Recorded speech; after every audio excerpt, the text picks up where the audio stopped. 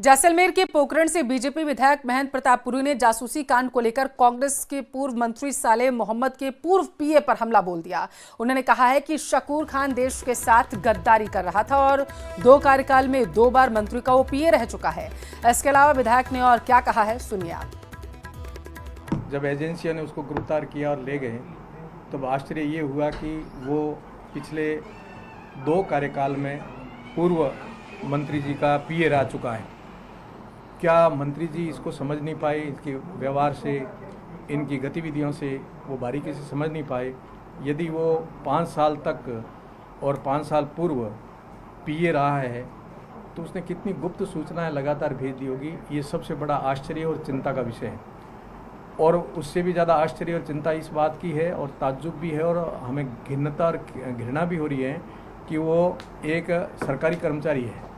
सरकारी कर्मचारी होते हुए भी पीए रह करके और देश के साथ इतनी बड़ी गद्दारी करता है, तो ये सबसे बड़ा घृणित कार्य है।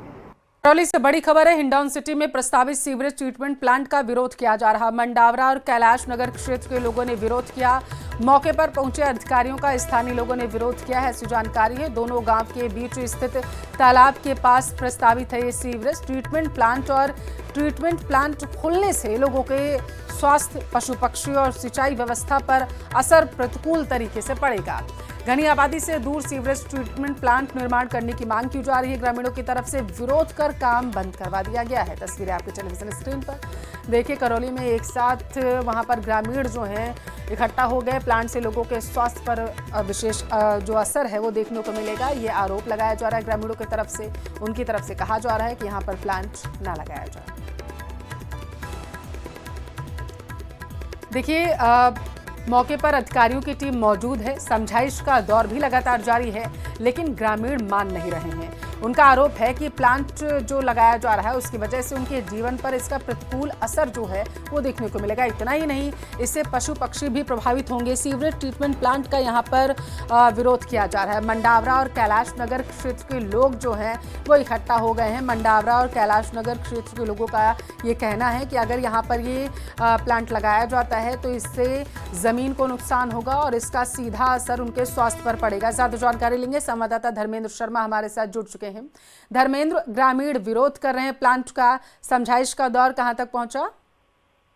देखिए, बताना चाहूंगा इस विरोध का ये पहले भी इसको लेके ज्ञापन प्रदर्शन कर चुके हैं। 7 दिन पहले भी इन्होंने एसडीएम को ज्ञापन दिया था और आज एक बार फिर जब अधिकारी और कर्मचारी वहां काम करने पहुंचे तो ग्रामीणों ने न सिर्फ उसका विरोध किया, साथ ही जो काम लोग कर रहे थे उनको भी वहां से हटा दिया है। हालांकि अभी समझाइश का दौर चल रहा है, लेकिन ग्रामीण अपनी बात से अड़े गए और उनका कहना है कि जब तक यहाँ से ये ट्रीटमेंट प्लांट अन्य जगह पर स्थानांतरित नहीं होगा वो इसका लगातार विरोध प्रदर्शन करते रहेंगे। साथ ही उन्होंने चेतावनी दी है कि जल्दी अगर उनकी मांग पूरी नहीं हुई तो वो उग्र आंदोलन भी कर सकते हैं। जी, शुक्रिया धर्मेंद्र जानकारी के लिए।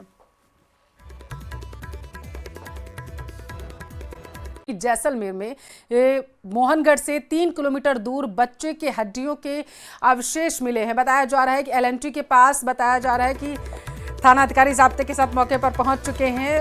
पट्टी में बच्चे के कपड़े और विशेष अवशेष मिले हैं। थाना अधिकारी जाब्ते के साथ जो हैं मौके पर पहुंचे हैं। बच्चों के कपड़े और अवशेषों को अपने कब्जे में ले लिया गया। जंगली जानवरों के काटने से इधर उधर बिखरे मिले हैं अवशेष।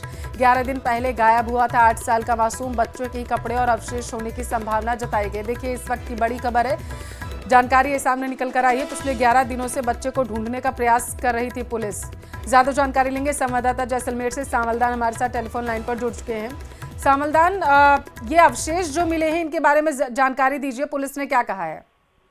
देखिए, जो मोहनगढ़ थाना क्षेत्र के मोहनगढ़ कस्बे के जो 3 किलोमीटर दूर एक बच्चे की हड्डियों के अवशेष मिले, जिसको लेकर हड़कंप मचे और ग्रामीणों ने तत्काल इसकी सूचना जो मोहनगढ़ पुलिस को दी। वहां के जो एसएचओ नाथू सिंह मई जाब्ता मौके पे पहुंचा और बच्चे के कपड़े और अवशेष को पुलिस ने कब्जे में ले लिया और जंगली जानवर द्वारा काटने से काफी अवशेष वो वहां बिखर गए हैं और लगातार जो पुलिस इस मामले को लेकर जांच कर रही है। संभवतः जो 11 दिन पहले एक बच्चा जो 8 साल का जो गायब हुआ था घर से, उसके लिए उसकी जो अवशेष की संभावना जताई जा रही है और पुलिस इस मामले को लेकर जो डीएनए को लेकर वहां भेजेगी। डीएनए रिपोर्ट के बाद इस मामले को लेकर खुलासा होगा। लगातार पुलिस है वो 3 पहलुओं पर वो जांच कर रही है। जी, ठीक है, बहुत शुक्रिया आपका जानकारी के लिए।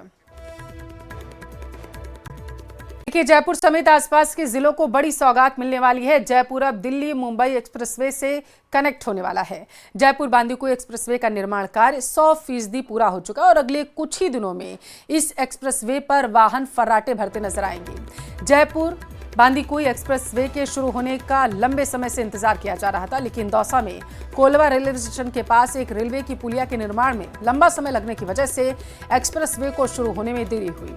अब रेलवे की पुलिया बनकर तैयार है।